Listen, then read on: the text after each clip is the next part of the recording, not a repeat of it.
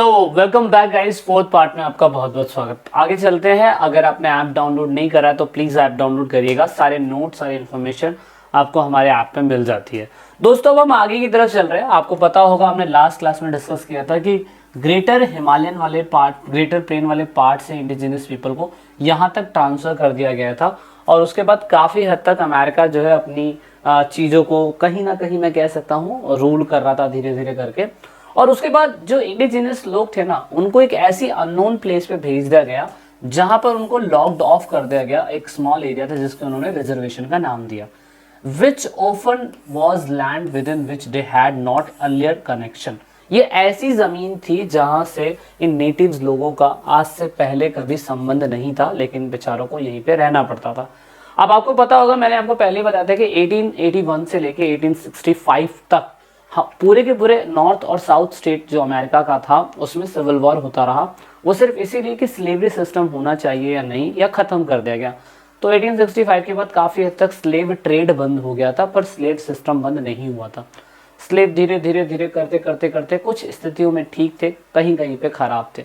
लेकिन अब अमेरिका अपनी ज़मीनों को बढ़ाने पर यही नहीं रुका। उसने 1865 से लेकर 1890 तक, सोच सकते हो, 1865 से लेकर 1890 तक वॉर पे वॉर ही लड़ते रहे। कभी वो फ्रांस से लड़ते रहे, कभी मैक्सिको से, कभी इटली से, कभी जर्मनी से, कभी खुद नेटिव्स लोगों से ये लोग लड़ते झगड़ते रहे। और काफ़ी लंबे समय तक जो आज का आपको प्रेजेंट अमेरिका दिखाई दे रहा है, वहाँ तक पूरा का पूरा इलाका इन लोगों ने कैप्चर करा। अब लेकिन इस बीच में एक छोटी सी इंटरेस्टिंग स्टोरी ये भी है। वो क्या है दोस्तों? जब अमेरिकन लोगों ने इंडिजिनस लोगों को एक रिजर्वेशन वाली प्लेसेस पे जा भेजा, तो पता हो कौन सी जगह थी? वो थी कैलिफोर्निया। कैलिफोर्निया के अंदर जब इनको भेज दिया गया तो उसके बाद कैलिफोर्निया के अंदर एक नया बम विस्फोट हुआ। नया बम विस्फोट होने का मतलब ये नहीं कि परमाणु बम फट गया। बम विस्फोट होने का मतलब ये है कि यहाँ पर एक नया तरीके का मेटल मिला, एक नया तरीके का खनिज वाला पदार्थ मिला और उसे इन्होंने गोल्ड कहा। तो उस टाइम पीरियड पे यहाँ पे इतना ज़्यादा गोल्ड मिला, इतना ज़्यादा गोल्ड मिला कि आप कह नहीं सकते हो कि जिससे अमेरिका को पता चला कि यार 1840 के अंदर अगर गोल्ड वहाँ पे मिला है तो बहुत बड़ी मात्रा में जब गोल्ड लेने के लिए लोग निकले, बहुत तेजी से भागे, तो उसे गोल्ड रश का नाम दिया। आप लोगों ने एक गेम भी खेला होगा गोल्ड रश का स्पेशल, वो इसी के लिए बताने के लिए कि गोल्ड रश किस तरीके से लोग सोने की तलाश में बड़ी बड़ी खदानें बनाने लगे, किस तरीके से गोल्ड रश की वजह से ही सभी लोग बहुत तेजी से अमीर होने के लिए कैलिफोर्निया निकले। और कैलिफोर्निया जब निकले तो लास्ट में आपको कैलिफोर्निया इस वाले पार्ट पे दिखाई देता है। उसके बाद पूरे के पूरे महाद्वीप को रेलवे लाइन से कनेक्ट कर दिया गया। क्यों?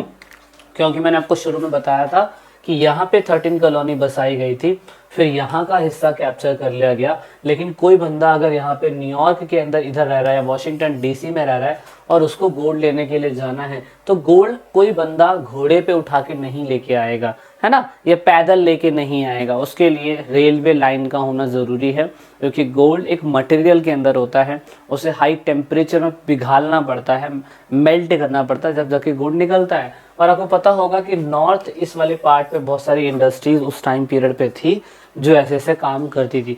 तो मैं कह सकता हूँ कि 1840 में जब ऐसा शुरुआत हुआ तो उसके बाद काफ़ी हद तक पूरे के पूरे अमेरिका में, नॉर्थ अमेरिका में रेलवे लाइन जैसी चीज़ें बननी चालू हुई, नए उद्योग डेवलप होने चालू हुए, उससे स्मॉल स्केल इंडस्ट्रीज़ और बड़ी बड़ी इंडस्ट्रीज जो थी वो बढ़नी चालू हुई। इंडस्ट्रीज का डेवलपमेंट हुआ और नए टाउन्स में नई फैक्ट्री आनी चालू हो गई। ये वही दौर था जिस समय ब्रिटेन के अंदर भी इंडस्ट्रियलाइजेशन हुआ था, तो वही रेलवे का सिस्टम पूरा का पूरा अमेरिका में उठ के आ गया था।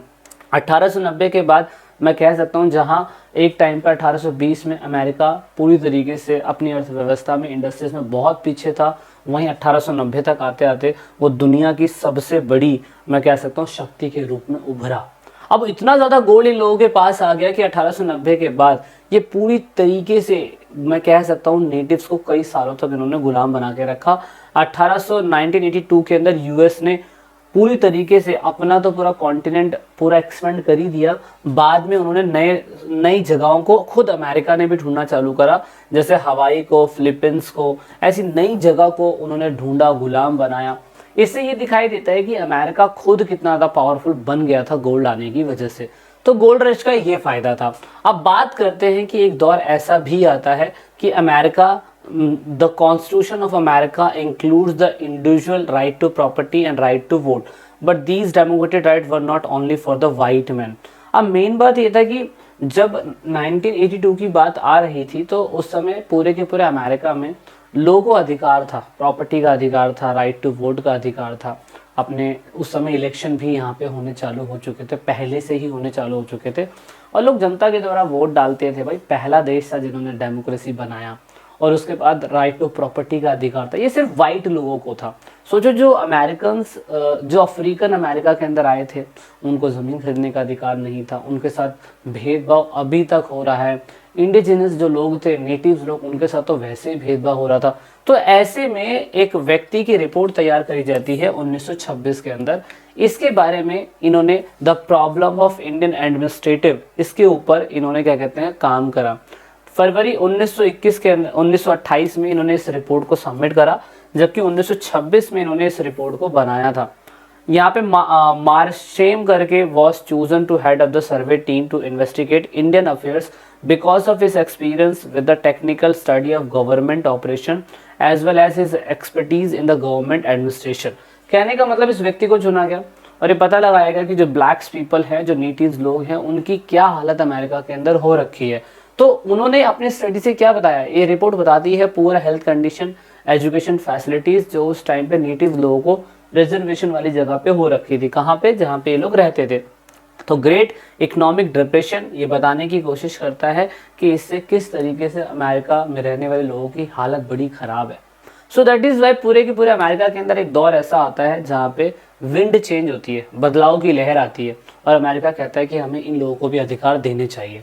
इसीलिए 1934 के अंदर भारतीय पुनर्गठन अधिनियम 1934 बनाया जाता है, जिसमें ये बोला जाता है कि अब जो नेटिव्स लोग हैं वो एक तो जमीन खरीद सकते हैं और लोन भी ले सकते हैं। ये 1934 में शुरू हुआ, आप देख सकते हो। हमारे भारत में उस समय आंधी चल रही थी। 1950 के 60 टाइम पीरियड में यहाँ पे ऑफकोर्स यूएसए और कैलिफोर्निया के अंदर ये चीजें हो गई थी। 1954 के अंदर क्या हुआ दोस्तों, 1954 के अंदर ये हुआ कि अब जो उनका रिजर्वेशन लैंड है ना, वो उनसे कभी नहीं छीना जाएगा। जैसे कि मानते हैं कि ना सबसे शुरू में थे वहां शिफ्ट कर देंगे, फिर वहां शिफ्ट कर देंगे, फिर वहां शिफ्ट कर देंगे। कह रहे ऐसा नहीं होगा, अब आप फिक्स हैं, आप जहाँ पे वहीं पे रहेंगे। और 1982 के अंदर इन लोगों को एक्सेप्ट करा गया कि एब्रो ओरिजिन लोग हैं, और इनके साथ संधियां साइन करी गई और इनको अमेरिका का वासी मान लिया गया। सबसे इंपॉर्टेंट बात, तो एक व्यक्ति हैं जिनकी एक स्टेटमेंट निकल के आती है। वो स्टेटमेंट क्या है? अमेरिका के इतिहासकार होवेल्ड स्पोडेक ने इस कथन पर टिप्पणी करी। क्या टिप्पणी करी?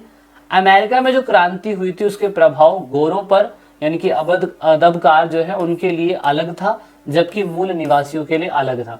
अमेरिका में जब क्रांति हुई तो फैलाव किसके लिए हुआ? गोरों के लिए हुआ। सुकड़ कौन गए? नेटिव्स लोग। लोकतंत्र किसके लिए आया? अमेरिकन लोगों के लिए। तानाशाही किसके लिए आई? काले लोगों के लिए, है ना। संपन्न लोग कौन बने? अमेरिकन लोग प्रोस्पेरिटी वाले बने, संपन्न बन गए। और उसके बाद विपन्न मतलब करीब कौन बन गए? बेचारे वो लोग। मुक्ति किनको मिली? अमेरिकन को। कैदी कौन बन गए? नेटिव्स लोग। तो ये बिल्कुल सही है, यानी कि अमेरिका के अंदर क्रांति हुई बट अमेरिका के लोगों को ही फायदा नहीं हुआ। कितना मतलब विडंबना है ना, कितनी जगह। अब यहाँ पर अगर हम बात करें कि बहुत सारे लोगों को ब्रिटेन के लोगों ने गुलाम किस आधार पे बनाया, जब उन्होंने भारत में गुलाम बनाया तो उन्होंने कहा कि सरकार की जिम्मेदारी उठाने के लोग तैयार नहीं है, इसलिए हम लोगों ने इनको गुलाम बना रखा। यार ये क्या चक्कर है, इन्होंने हमें इसलिए गुलाम बना लिया था। अमेरिका और ऑस्ट्रेलिया के मूल निवासियों को क्यों गुलाम बनाया? क्योंकि वो कहते थे कि पिछड़े हुए आदि मानव लोग हैं, इनको कोई खेती करनी नहीं आती है और भविष्य के बारे में ज़्यादा सोचते नहीं है, उनके पास कोई शहर जैसी जगह नहीं है, इसलिए गुलाम बनाया। अमेरिका में अफ्रीकी मूल को दास क्यों बनाया गया अमेरिका के अंदर? क्योंकि अफ्रीका के लोगों को उठा के अमेरिका लेके गए थे खेती करने के लिए। क्यों बनाया गया? उन्होंने कहा कि दास प्रथा उनकी अपनी सामाजिक व्यवस्था का हिस्सा है, वह काले लोग हैं, इसीलिए इनको यही काम करना पड़ेगा। तो आप खुद सोचो कि ये सारी चीजें क्या बिल्कुल फैक्ट है, ये क्या बिल्कुल सही है कि इस बेस पे किसी भी कंट्री को या किसी भी व्यक्ति को गुलाम बना सकते हैं। सो ये पूरा अमेरिका का सिनेरियो था। अब हम बात करेंगे ऑस्ट्रेलिया के बारे में कि ऑस्ट्रेलिया को कैसे गुलाम बनाया गया था, उसके बारे में हम बात करेंगे नेक्स्ट क्लास में। इस वीडियो में इतना ही था। आई होप आपको वीडियो समझ में आई होगी। वीडियो के लास्ट पार्ट में मिलेंगे, जब तक के लिए जय हिंद, जय भारत, वंदे मातरम।